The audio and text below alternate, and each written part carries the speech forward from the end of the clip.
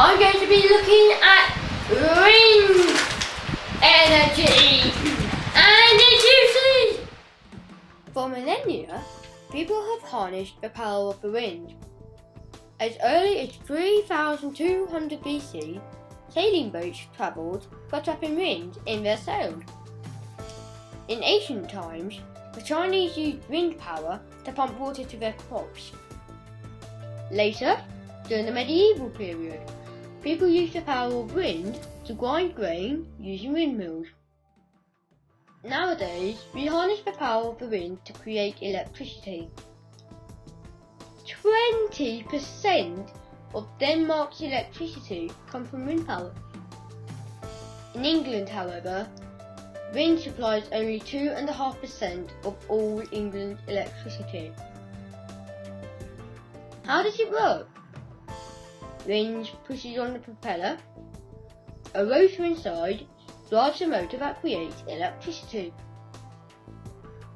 This is transmitted through cables through the tower and underground to a substation. A special transformer creates enough electricity to supply an entire community. Where is it used?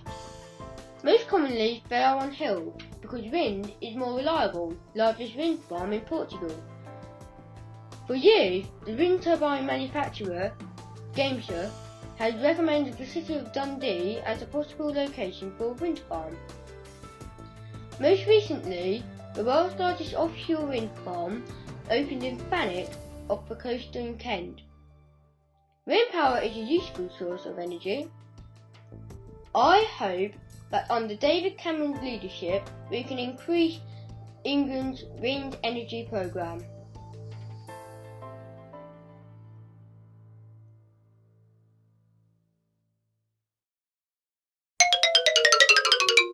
Today I'm going to be looking at wind energy. That was good. That was good, but let's do it again.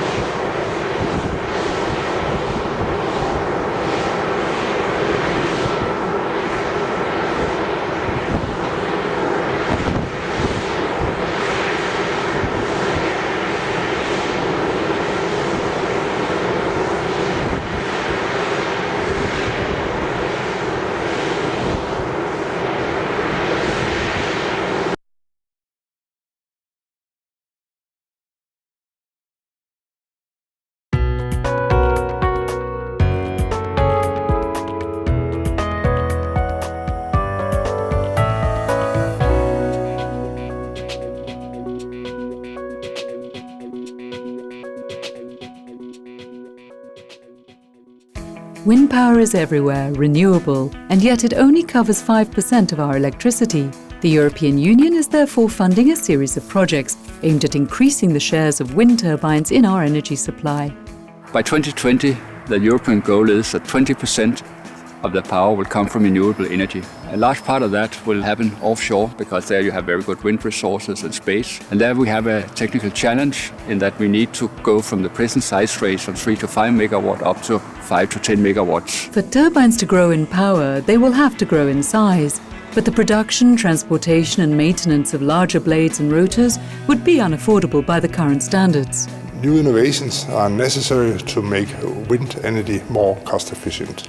In the research project Upwind, financed by the European Commission, We have looked at new blade technologies, new control strategy for blades, and laser measurement systems measuring wind speed and turbulent structures. Such innovations open the path towards next-generation turbines, which will mainly be deployed offshore. There, on the open sea, experts also exploit the possibility to obtain energy from waves, tides and currents in what they call combined offshore platforms. What we try to do in the Marina platform is to look after combining these effects in order to bring down the cost.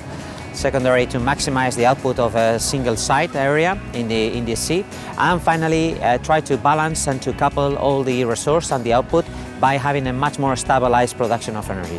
Marine energies offer the EU a reliable means to reduce its carbon emissions while securing its energy supply and remaining competitive. Although plenty of exploration remains to be done, in terms of research, the EU definitely has the wind beneath its wings.